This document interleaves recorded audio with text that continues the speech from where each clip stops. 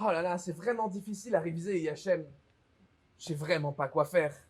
Mais as-tu entendu parler de Jade? Je pensais que ce n'était qu'une légende. Si tu viens avec moi, je peux te montrer.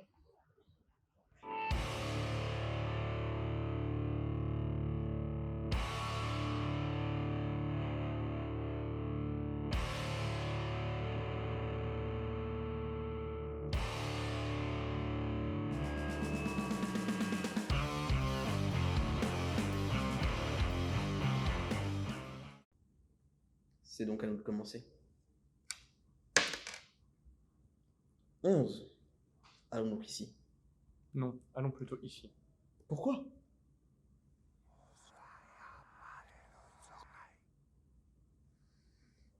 En effet. Allons donc ici. Dans la catégorie mobile, entre la compatibilité entre les dispositifs, on peut remarquer que l'application mobile a un défilement horizontal, et cela pose problème. L'utilisateur pourrait ne pas voir l'information ou alors y accéder plus difficilement. La solution serait donc d'avoir un défilement vertical. Ça leur fait donc 2 points. Un pour avoir réussi à trouver une erreur ergonomique et l'autre pour avoir proposé une solution. Bon, c'est notre tour maintenant. Vas-y, lance le dé. Ah, génial. 4. On a plusieurs solutions, mais je pense qu'il vaut mieux aller sur la case bleue, qui correspond à la catégorie handicap. T'as vraiment raison, en plus c'est vraiment ma catégorie préférée. Je sais, sur cette page, le titre s'avère être une image. Or, les lecteurs d'écran ne pourront pas lire le titre. Il faudrait donc remplacer cette image par un titre en texte. Objection! Il pourrait y avoir du texte alternatif, ce qui voudrait dire que s'il y a un lecteur de ce texte, il sera lu. C'est juste. Cependant, même s'il y a du texte alternatif sur l'image, cela veut dire que l'image sera décrite à chaque fois qu'on recharge la page, ce qui est très lourd et perd beaucoup de temps pour un lecteur d'écran. Donc il vaut mieux que le titre soit en texte. Je ne suis toujours pas d'accord. Il faudra appeler le maître du jeu.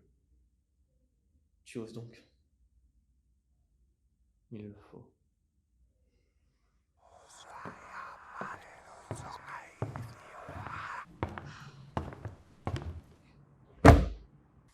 Alors, vous avez raison en ce qui concerne le problème. Je vous accorde donc 2 points. En ce qui concerne la solution, vous avez tous raison. Donc, je vous accorde un 3e point et je vous accorde un point. Tout ça pour ça. Jouons. 3. Choisissons la case grise. Comme ça, nous pourrons choisir la catégorie que nous voulons.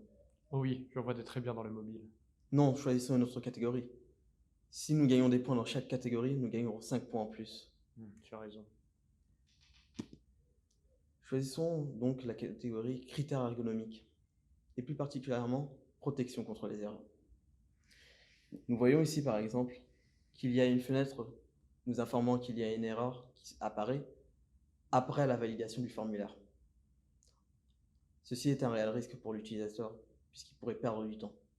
Pour remédier à cela, il faudrait notifier que le champ est obligatoire, et ce, avant la validation du formulaire.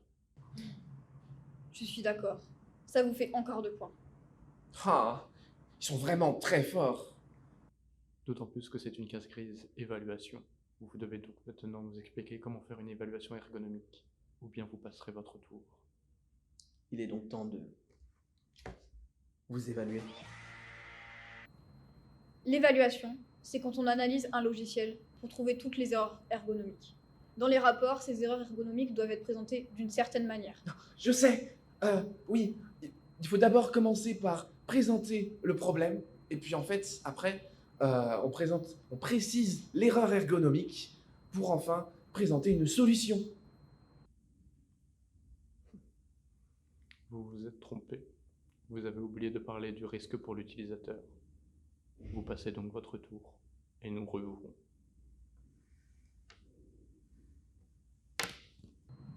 Oh là là, c'est vraiment pas si facile, mais je pense que j'ai compris. En plus, qu'est-ce qu'on s'amuse! Oh. Ah, ça me donne vraiment envie d'apprendre.